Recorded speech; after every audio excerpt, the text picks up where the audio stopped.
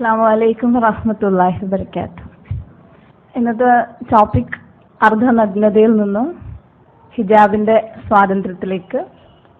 അതിലിപ്പോ ഞാൻ നിങ്ങളുടെ മുന്നിൽ നിൽക്കുന്നത് ഇസ്ലാമിലേക്ക് 3 വർഷങ്ങൾക്ക് മുൻപ് ഇതേപോലെ കടന്നു വന്നു എന്ന കാരണം കൊണ്ടാണ്. എൻ്റെ ക്വാളിഫിക്കേഷൻ നിങ്ങളുടെ മുന്നിൽ ഇപ്പോൾ വന്ന് നിൽക്കാനുള്ള എൻ്റെ ക്വാളിഫിക്കേഷൻ അതാണ്. അപ്പോൾ ഇതിലും എൻ്റെ ഹിജാബ് അനുഭവം അധികമൊന്നും പറയാൻ എനിക്കില്ല. എങ്കിലും ഞാനൊരു ടീച്ചറാണ്. ഒരുവിധം നല്ല ഫാഷനബിൾ ആയി ജീവിച്ച ആളാണ്. ഏത് വസ്ത്രം തിരഞ്ഞെടുക്കുമ്പോഴും ആദ്യം മനസ്സിലെത്തുക മാഗസിനുകളിലും ടി വിയിലും ഒക്കെ കാണുന്ന ഒരു മോഡലിന്റെ മുഖം, അവരുടെ ശരീരവടിവും. ഇതാണ് നമ്മളുടെ മനസ്സിലുള്ള ഒരു ചിത്രം. ആ ചിത്രം മനസ്സിൽ കണ്ട് ശരീരത്തിന്റെ കുറെ ഭാഗങ്ങൾ പുറത്തു കാണിച്ചും മറച്ചിരുന്ന ഭാഗങ്ങൾ തന്നെ കഴിയുന്നിടത്തോളം മറ്റുള്ളവർക്ക് വെളിവാകത്തക്ക രീതിയിൽ പ്രകടിപ്പിച്ചും വസ്ത്രധാരണം ചെയ്തുകൊണ്ടിരുന്ന ഒരു ആളാണ് ഞാൻ. ആ ഒരു ജീവിതം അങ്ങനെ മുന്നോട്ട് കൊണ്ടുപോകുമ്പോഴാണ് പടച്ചവന്റെ കാരുണ്യം കൊണ്ട് ഇസ്ലാം എന്ന സത്യത്തെ മനസ്സിലാക്കാൻ സാധിച്ചത്. ഈ വസ്ത്രം നമുക്കൊരുപാട് സ്വാതന്ത്ര്യം തരുന്നുണ്ടോ, സമൂഹത്തിൽ ഇറങ്ങി പ്രവർത്തിക്കാൻ കഴിയും എന്നതുകൊണ്ടോ അല്ല. ഞാൻ ഈ ഹിജാബ് ധരിക്കുന്നത് പൂർണ്ണമായും അള്ളാഹുവിന്റെ അനുഗ്രഹം പ്രതീക്ഷ മാത്രമാണെന്ന് ആദ്യമേ നിങ്ങളോട് പറഞ്ഞുകൊള്ളട്ടെ. അത് തന്നെയാണ് ഉദ്ദേശം. മരിച്ചാൽ സ്വർഗം കിട്ടണം എന്ന ഒരൊറ്റ ഉദ്ദേശമാണ് ഈ വസ്ത്രം ധരിക്കുന്നതിന് പിന്നിൽ എനിക്കുള്ളത്. ഞാൻ ഇസ്ലാം സ്വീകരിച്ചു. എത്രയോ സമയം എൻ്റെ വസ്ത്രം ഡിസൈൻ ചെയ്യുന്നതിലും അതിനെപ്പറ്റി ചിന്തിക്കുന്നതിലും ചെലവഴിച്ചുകൊണ്ടിരുന്ന ഞാൻ ഇസ്ലാം അക്സെപ്റ്റ് ചെയ്യുമ്പോൾ ഇവിടെ മുമ്പ് പറഞ്ഞതുപോലെ തന്നെ ഹെഡ് കവർ ചെയ്യുന്നതിനെ പറ്റി നമുക്ക് ആലോചിക്കാൻ പറ്റാത്തൊരു കാര്യം തന്നെയാണ്. അന്നും ഇസ്ലാം ഞാൻ മനസ്സിലാക്കി, ഇതാണ് സത്യം എന്ന് മനസ്സിലാക്കി.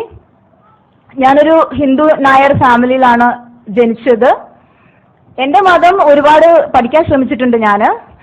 അപ്പോ വേദങ്ങൾ എന്ത് പറയുന്നു അങ്ങനെയൊക്കെ കുറെ അറിയാൻ ശ്രമിച്ചു. എൻ്റെ കുടുംബത്തിലുള്ളവര് ശരിക്കും പറയാൻ എനിക്ക് ഭ്രാന്താണെന്നാണ്. ഇതൊക്കെ കൂടുതൽ അന്വേഷിക്കാൻ പോവാതെ എന്താ ചെയ്യേണ്ടത്, കുട്ടിക്ക് എന്താ കല്യാണം നടക്കണം, ജോലി കിട്ടണം, അല്ലെങ്കിൽ നല്ല വീടുണ്ടാക്കണം, അങ്ങനെയൊക്കെ ആലോചിച്ച് ഈ ജീവിതത്തെക്കുറിച്ച് ആലോചിച്ച് ജീവിക്കേണ്ട ഞാൻ എന്തിനാണ് ഇപ്പൊ മരണത്തെക്കുറിച്ചും അതിനുശേഷമുള്ള ജീവിതത്തെക്കുറിച്ചൊക്കെ ആലോചിക്കുമെന്ന് ഓർത്തിട്ട് എൻ്റെ സഹോദരങ്ങൾ ശരിക്കും അവര് പറയും എനിക്ക് ചെറിയ വട്ട് തന്നെയാണ് പറയാനുണ്ട്. അപ്പൊ അത് മനസ്സിലാക്കി കുറച്ച് ക്രിസ്ത്യൻസ് എന്താണ് ചെയ്യുന്നത്, ബൈബിൾ എന്താണ് പറയുന്നത്, ഇതൊക്കെ പഠിക്കാനും ശ്രമിച്ചിട്ടുണ്ട്. അപ്പൊ അവിടെയും ഞാൻ ഉദ്ദേശിച്ച മരണാനന്തര ജീവിതം, ഞാൻ എന്തിനു ജീവിക്കുന്നു, എൻ്റെ ജീവിതത്തിന്റെ ലക്ഷ്യം എന്താണെന്ന് ശരിക്കും മനസ്സിലാക്കാൻ കഴിയാഞ്ഞിട്ടാണ്. ഒരു അവസരം ഇത് കൂടുതൽ അന്വേഷിക്കുന്നു എന്നത് കൊണ്ടാവാം നമ്മുടെ മനസ്സറിയാൻ കഴിയുന്ന പടച്ചവൻ എന്നെ അങ്ങനത്തെ ഒരു സാഹചര്യത്തിൽ കൊണ്ടെത്തിച്ചതും ഖുർആൻ വായിക്കാനും അതിന്റെ അർത്ഥം പഠിക്കാനും അതനുസരിച്ച് ജീവിക്കാനും ഒരു സാഹചര്യം എനിക്കുണ്ടായത്. അപ്പോൾ ഇസ്ലാം അക്സെപ്റ്റ് ചെയ്യുമ്പോഴും മനസ്സിൽ ഞാൻ പറഞ്ഞിരുന്നത് ഇസ്ലാം അക്സെപ്റ്റ് ചെയ്യാം ഞാൻ മനസ്സുകൊണ്ട്, പക്ഷെ ഒരിക്കലും ഹിജാബ് ബുദ്ധിമുട്ടാണ്. ചുരിദാർ പറഞ്ഞതുപോലെ ചുരിദാറിന്റെ കൈ നീണ്ടു, കോളറൊക്കെ ഉണ്ടായി, ഷോളൊക്കെ കുറച്ചുകൂടെ മറച്ച് ലൂസ് ചുരിദാറൊക്കെ ഇട്ട് തുടങ്ങി. പക്ഷെ അപ്പോഴും തല കവർ ചെയ്യുന്ന കാര്യം ആലോചിക്കാൻ വയ്യ. എങ്കിലും ശരിക്കും ഇസ്ലാം ഉള്ളിൽ ഇങ്ങനെ വന്ന് തിറയാൻ തുടങ്ങിയപ്പോ എനിക്കും തോന്നി അത് ഒരു സ്വാഭാവികമായ മാറ്റമാണ്. എനിക്കും ഹെഡ് കവർ ചെയ്തേ പറ്റൂ, ഇല്ലെങ്കിൽ എനിക്കൊരു മുസ്ലിമായി ഫീൽ ചെയ്യില്ലാന്ന് തോന്നി. അങ്ങനെ ഒരു സാഹചര്യത്തിൽ ഞാൻ ജോലി ചെയ്തുകൊണ്ടിരുന്ന, ഞാൻ ജീവിച്ചിരുന്ന എൻ്റെ നാട്ടിൽ നിന്ന് മറ്റൊരു സ്ഥലത്തേക്ക് ട്രാൻസ്ഫർ ആവാനും അവിടെ വന്ന് വർക്ക് ചെയ്യാനുള്ള സാഹചര്യം ഉണ്ടായി. അൽഹംദുലില്ലാ. എനിക്കും എൻ്റെ കൂടെ ഇസ്ലാം സ്വീകരിച്ച എൻ്റെ മകൾ ഇവിടെ തന്നെ ഉണ്ട്. അവൾക്ക് അന്ന് 17 വയസ്സാണുള്ളത്. ഇപ്പോൾ അവള് 19 വയസ്സായിട്ടുണ്ട്. അവളും എൻ്റെ പോലെ തന്നെ ഞാനിടുന്ന പർദ്ദ തന്നെയാണ് അവളും ഇടുക. ഇപ്പൊ നമ്മുടെ കുട്ടികളൊക്കെ പർദ്ദ വാങ്ങിയാല് ആദ്യം കൊണ്ടുവന്നിട്ട് ടൈറ്റ് ഫിറ്റിംഗ് ആക്കിയിട്ട് ബോഡി ഷേപ്പ് ആക്കും. ഈ ബോഡി ഷേപ്പ് ആക്കി ആ പർദ്ദ ഉപയോഗിക്കുന്നത് കൊണ്ട് ഒരു പ്രയോജനമില്ല നമ്മുടെ കുട്ടികൾക്ക് അറിയുന്നില്ല. കാരണം ആ അർദ്ധനഗ്നതയാണ് നമുക്ക് ഇഷ്ടം. ശരിക്കും മാഗസിനുകളിലൂടെയും മറ്റ് അഡ്വർടൈസ്മെന്റുകളിലൂടെയും നമ്മുടെ മൈൻഡ് സെറ്റ് അങ്ങനെ ആയിക്കഴിഞ്ഞു. ഇതാണ് രൂപം, ഇതാണ് ഒരു പെൺകുട്ടി, ഇങ്ങനെയാണെങ്കിലാണ് ഇവൾക്കൊരു വ്യക്തിത്വം ഉള്ളത്. ഇങ്ങനൊരു മൈൻഡ് സെറ്റിൽ പെൺകുട്ടികൾ നിൽക്കുമ്പോൾ സ്വാഭാവികമായിട്ടും ശരിക്കും അതാണ് അടിമത്വം. കാലും കൈയും ഒക്കെ ചരടിട്ട് കെട്ടി ഈ സമൂഹം നമ്മുടെ പെൺകുട്ടികളെ പാവ കളിക്കുന്നത് പോലെ അവർ ചരട് വലിക്കുമ്പോൾ അതിനൊപ്പം ചലിക്കുന്ന ആളുകളായി നമ്മുടെ പെൺകുട്ടികൾ മാറിപ്പോകുന്ന അവസ്ഥയാണുള്ളത്. ആ അസ്വാതന്ത്ര്യത്തിൽ നിന്ന് നമ്മൾ ശരിക്കും പർദ്ദയുടെ സ്വാതന്ത്ര്യത്തിലേക്കാണ് വരുന്നത്. അതെനിക്ക് മനസ്സിലായത് ഇത് ഉപയോഗിച്ചു തുടങ്ങിയപ്പോൾ തന്നെയാണ്. ബസ്സിലൊക്കെ കയറിയാല് മുമ്പ് വല്ലാത്ത നോട്ടം എന്ന് പറഞ്ഞാല് ആ നോട്ടം തന്നെയാണ് നമ്മുടെ ഉദ്ദേശ്യം. ഞാൻ ആ വസ്ത്രം ഇടുമ്പോൾ എന്റെ ഉദ്ദേശ്യം ഒരാൾ നോക്കണം എന്ന് തന്നെയാണ്. നോക്കണം എന്ന് ഉദ്ദേശമില്ല പിന്നെ നമ്മൾ അങ്ങനെ കാണിക്കേണ്ട ആവശ്യമില്ലല്ലോ. എനിക്കറിയാം ഞാൻ ധരിച്ചിരുന്ന വേഷത്തിൽ എന്തായിരുന്നു ഞാനെന്നും എന്തായിരുന്നു എന്റെ ഉദ്ദേശമെന്ന് എനിക്കറിയാം. ആണായാലും പെണ്ണായാലും ഇപ്പൊ ഏതൊരു മീറ്റിങ്ങിന് പോയാൽ അവിടെ എല്ലാവരും പറയും you look very nice in your dress എന്ന് കേൾക്കാൻ, ഈ ഡ്രസ്സിൽ എന്ത് ഭംഗിയാ നിങ്ങളെ കാണാൻ, ഈ സാരി ഉടുത്ത എന്ത് ബോഡി ഷേപ്പ് അല്ലെങ്കിൽ ഈ ചുരിദാർ ഇട്ട എന്ത് ഭംഗിയാന്ന് മറ്റുള്ളവർ പറയുന്നത് കേൾക്കാൻ ഭയങ്കര ഇഷ്ടമാണ്. അപ്പൊ അവിടെ പെണ്ണുങ്ങളുടെ അട്രാക്ഷൻ, അതേസമയം ആണുങ്ങളുടെ ഒരു നോട്ടം, വി ഫീൽ സോ പ്രൗഡ്. എന്നെ അവരൊക്കെ നോക്കുന്നുണ്ട്, ഞാൻ കുറച്ച് വലിയ ആളാന്നൊരു തോന്നല്. പക്ഷെ അവിടെ ഞാൻ എന്റെ വ്യക്തിത്വം അവർക്ക് എഴുതി കൊടുത്തിട്ടാണ് നിൽക്കുന്നുള്ള ബോധം അതിനുള്ളിലായിരുന്നപ്പോ എനിക്ക് മനസ്സിലായിട്ടില്ല. അതിനുള്ളിലായിരിക്കുന്ന നമ്മുടെ പെൺകുട്ടികൾക്കൊന്നും അതറിയില്ല. അതിൽ നിന്ന് പുറത്തു വരുമ്പോഴാണ് എനിക്കിന്ന് മനസ്സിലാകുക ഞാൻ എത്ര വലിയ വിഡ്ഢിയായിരുന്നു എന്ന്. ഇപ്പൊ എനിക്കറിയാം ഈ വേഷമിട്ട് നടക്കുമ്പോൾ എനിക്ക് കിട്ടുന്ന ഒരു അന്തസ്സും. ബസ്സിൽ കയറിയാലും ഒന്ന് മുട്ടാനും തട്ടാനും അവരെ ഒന്ന് മടിക്കും. കൂടുതലായിട്ട് കമന്റ്സോ അല്ലെങ്കിൽ അങ്ങനത്തെ രീതിക്കുള്ള സംസാരമൊന്നും ആരുടെ ഭാഗത്തുനിന്നും ഉണ്ടാവില്ല. മറ്റൊന്ന് എനിക്ക് ഫീൽ ചെയ്ത് ഒരുപാട് വിഗ്രസ് ആയിട്ട് നടക്കുന്ന കൂട്ടത്തിലായിരുന്നു ഞാൻ. ഒരുപാട് ഫിസിക്കൽ മൂവ്മെന്റ്സ് സ്കൂളിലായാലും കുട്ടികളുടെ കൂടെ ആയാലും ഓടിച്ചാടി കളിക്കുക, ഫിസിക്കൽ മൂവ്മെന്റ്സ് അങ്ങനെ കൂടുന്ന അനുസരിച്ചിട്ട് നമ്മളുടെ ചിന്തകളൊക്കെ കുറെ ചപലമായി, തീരെ പക്വതയില്ലാത്ത രീതിയിൽ നമ്മൾ ചില സമയത്ത് പെരുമാറി പോകുന്ന, മറ്റുള്ളവരുടെ അട്രാക്ഷന് വേണ്ടി പ്രവർത്തിക്കുന്ന അങ്ങനത്തെ ഒരു അവസ്ഥയൊക്കെ ഉണ്ടാവും. പക്ഷെ ഇതിങ്ങനെ ഇട്ട് കഴിഞ്ഞപ്പോൾ പിന്നെ എനിക്ക് എന്റെ ശരീര ചലനങ്ങൾ ഞാൻ സ്വയം നിയന്ത്രിക്കുന്ന ഒരു അവസ്ഥ എനിക്ക് ഫീൽ ചെയ്തിട്ടുണ്ട്. പെട്ടെന്ന് ചാടിക്കയറി എല്ലായിടും കയറാൻ പറ്റില്ല, അതിന് അനുവദിക്കില്ല എന്നുള്ളത് കൊണ്ടാണ്.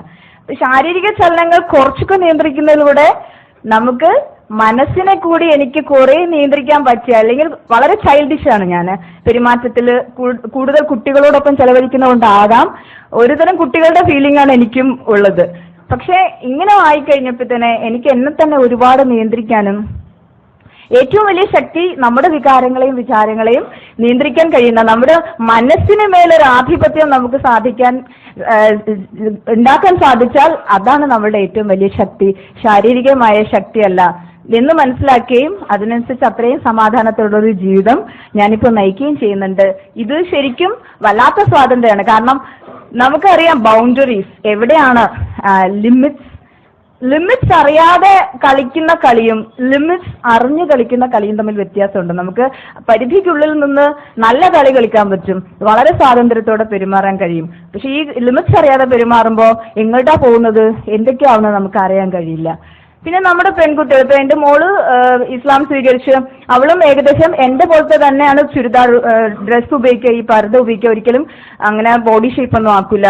ഇപ്പൊ ഒരുപാട് ഉമ്മമാര് പറയുന്നത് ഞാൻ കേട്ടിട്ടുണ്ട്, ഒരു പ്രായം കഴിഞ്ഞിട്ട് ഇപ്പൊ ഞാൻ ഇത്രയും പ്രായമൊക്കെ ആയി, അപ്പൊ ഈ പ്രായത്തിലൊക്കെ പർദ്ദയൊക്കെ ധരിക്കാൻ പ്രശ്നമൊന്നുമില്ല, പക്ഷെ മോള് വളരെ ചെറുതല്ലേ, അവൾ എന്തിനാ ഇപ്പോഴേ പർദ്ദ ഇടിപ്പിക്കുന്നത്, അവൾക്ക് കല്യാണമൊക്കെ വരേണ്ടതല്ലേ. ഇങ്ങനൊരു ആറ്റിറ്റ്യൂഡ് ഒരുപാട് ഉമ്മമാർക്കുണ്ട്. ചുരിദാറൊക്കെ ഇട്ട് ഒരുതും മറ്റുള്ളവർ കാണുന്ന നല്ല രീതിക്ക് നടന്നാലാണ് ഒരു കല്യാണം പെട്ടെന്ന് കിട്ടുക.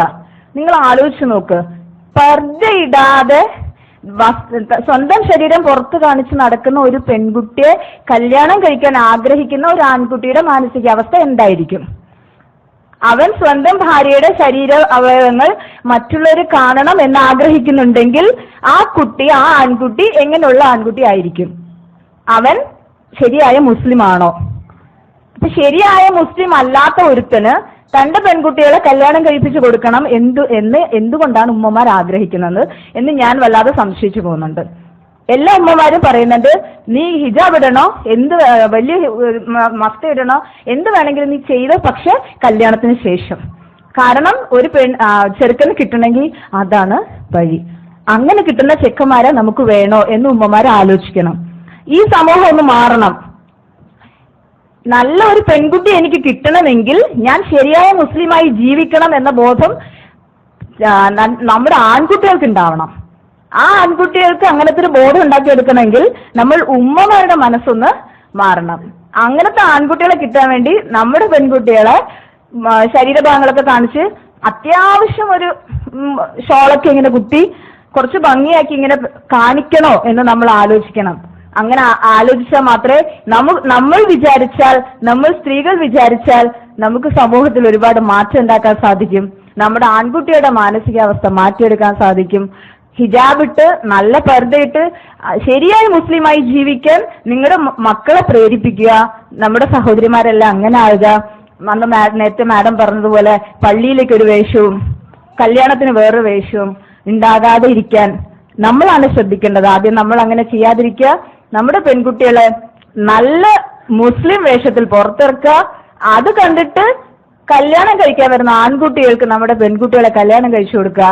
അപ്പൊ സമൂഹം സ്വാഭാവികമായും അവരുടെ ആറ്റിറ്റ്യൂഡ് മാറും. ആറ്റിറ്റ്യൂഡ് മാറാൻ വേണ്ടി നമുക്കെല്ലാം പഠിച്ചുകൊണ്ട് പ്രാർത്ഥിക്കാം. ഇൻഷാ അല്ലാഹ് ഇന്ന് ഇവിടെ ഈ സാഹചര്യത്തിൽ നിങ്ങളോട് സംസാരിക്കാൻ സാധിച്ചതിൽ എനിക്ക് ഒരുപാട് സന്തോഷമുണ്ട്. ഞാൻ നിങ്ങളുടെ മുന്നിൽ ശരിക്കും സംസാരിക്കാനല്ല ഉദ്ദേശിച്ചത്, ശരിക്കും ഒരു സാക്ഷിയായി നിങ്ങളുടെ മുന്നിൽ നിൽക്കാൻ വേണ്ടിയാണ്. ഇസ്ലാം എന്താണെന്ന് മനസ്സിലാക്കി അത് ജീവിതത്തിൽ നടപ്പിലാക്കി അതിന്റെ പൂർണ്ണ സമാധാനം അനുഭവിച്ച് ഏറ്റവും സന്തോഷത്തോടു കൂടി മരിച്ചാൽ സ്വർഗത്തിലെത്താൻ അതിന്റെ മാക്സിമം ഒരു പൂർണ്ണമായ ഒരു മുസ്ലിമായി ജീവിക്കാൻ സാധിക്കുന്നൊന്നും ഞാൻ പറയുന്നില്ല. ഓരോ ദിവസവും അതിനുവേണ്ടി ശ്രമം നടത്തിക്കൊണ്ടിരിക്കുകയാണ് ഞങ്ങള്. അതിനുവേണ്ടി നിങ്ങളും ഞങ്ങൾക്ക് വേണ്ടി ദുആ ചെയ്യുക.